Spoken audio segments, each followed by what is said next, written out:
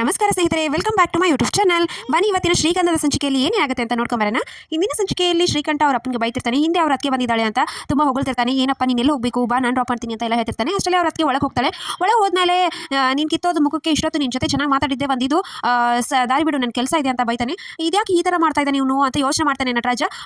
ಸೊಸೆ ಇದ್ದರೆ ನನಗೆ ಮರ್ಯಾದೆ ಸಿಗುತ್ತೆ, ನನ್ನ ಪ್ರೀತಿಯಿಂದ ನೋಡ್ತಾರೆ ನನ್ನ ಮಕ್ಕಳು ಅಂತ ಯೋಚನೆ ಮಾಡ್ತಾನೆ. ಈತ ಟೀ ಕುಡಿಯೋಕ್ಕೆ ಅಂತ ಟೀ ಅಂಗಡಿಗೆ ಬಂದಿರ್ತಾನೆ. ಅಲ್ಲಿ ಅವ್ರ ತಮ್ಮ ಕೂಡ ಕೂತಿರ್ತಾನೆ. ನನ್ನ ನೀನು ಗೆಲ್ಲಲಾರೆ ಅಂತ ಅನ್ಕೊಂಡು ಬರ್ತಾ ಇರ್ತಾನೆ. ಆಗ ಅಂಗಡಿ ಅವ್ನು ಕೇಳ್ತಾನೆ, ಏನು ನಟರಾಜ ನೀನು ಹೇಳ್ದಾಗೆ ನಿಮ್ಮ ಹರಿದು ಮದುವೆ ಆಗ್ಬಿಟ್ಟಿದೆಯಲ್ಲ ಅಂತ ಹೇಳ್ತಾನೆ. ಹೌದು ಮತ್ತೆ ನನ್ನ ಮಗ ಅಂದರೆ ಸುಮ್ಮನೆನಾ, ನನ್ನ ಕುಡಿ ಅವನು ಮದುವೆ ಆಯಿತು, ಹುಡುಗಿ ದೊಡ್ಡ ಶ್ರೀಮಂತೆ ಅಂತ ಕೇಳ್ತಾರೆ. ಹೌದು, ಚಿನ್ನ ಸ್ಪೂನೇ ಬಾಯಲ್ಲಿ ಇಟ್ಕೊಂಡು ಬೆಳೆದಿರೋಳು ಅಂತ ಹುಡುಗಿನ ಮದುವೆ ಆಗಿ ಬಂದಿದ್ದಾನೆ ನನ್ನ ಮಗ ಅಂತ ನಟರಾಜ ಹೇಳ್ತಿರ್ತಾನೆ. ಈತ ಮನೆ ಮುಂದೆ ಚಂದನ ಬುಕ್ ಓದ್ತಾ ನಿಂತಿರ್ತಾಳೆ. ಅಷ್ಟರಲ್ಲಿ ನಟರಾಜನ್ ತಂಗಿ ಒಂದಿಬ್ಬರನ್ನ ಕಳಿಸಿ ಅವಳಿಗೆ ಕೆಟ್ಟದನ್ನ ಹೇಳಿ ಅಂತ ಈ ಮನೆ ಬಗ್ಗೆ ಏನೇನು ಹೇಳಿ ಕಳಿಸ್ತಾಳೆ. ಅವಳು ಬಂದು, ನೀನು ಈ ಮನೇಲಿ ಇದೆಯಾ, ಸೀತೆ ವನವಾಸಕ್ಕೆ ಬಂದಂಗೆ ಆಯಿತು, ಈ ಮನೆಯವರು ಸರಿಯಿಲ್ಲ, ನಟರಾಜ ತುಂಬ ಕೆಟ್ಟವನು, ಕೊಲೆ ಮಾಡಿ ಬಂದಿದ್ದಾನೆ, ಈ ಮನೆ ಮುಂದೆ ಬಿದ್ದಿರೋ ಸಾಮಾನು ನೋಡಿದ್ರೆ ಗೊತ್ತಾಗಲ್ಲ ನಿಮಗೆ, ಗುಜರಿ ಸಾಮಾನು ನೋಡಿದ್ರೆ ಎಂಥವ್ರು ಇವ್ರ ಮನೆಯವರು ಅಂತ, ಅದಕ್ಕೆ ಇವ್ ದೊಡ್ಡನ ಮದುವೆನೇ ಆಗಿಲ್ಲ ಇವ್ರ ಮನೇಲಿ ಇನ್ನು ಅದಕ್ಕೆ ಹರಿ ಓಡಿಸ್ಕೊಂಡ್ ಬಂದಿದ್ದಾನೆ ನೋಡು ಅಂತ ಎಲ್ಲ ಹೇಳ್ತಿರ್ತಾರೆ.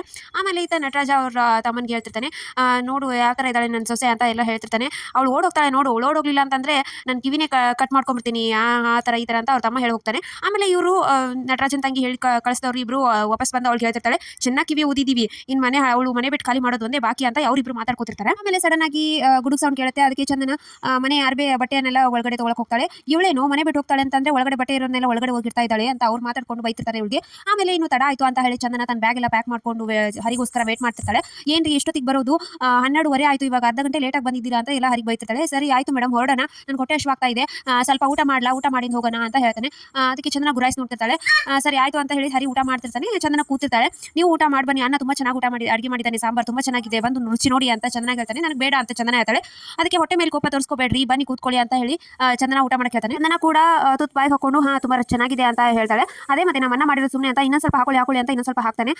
ಹಾಕಿದ್ಮೇಲೆ ಆಯ್ತಾ ಹರಿ ಕೆಮ್ಮಕ್ಕೆ ಸ್ಟಾರ್ಟ್ ಮಾಡ್ತಾನೆ. ಚಂದನ ನೀರು ಕುಡಿಸ್ತಾಳೆ ಅವಳಿಗೆ. ಸೊ ಹೀಗೆ ಒಬ್ರಿಗೊಬ್ರು ನೋಡ್ತಾ ಇರ್ತಾರೆ.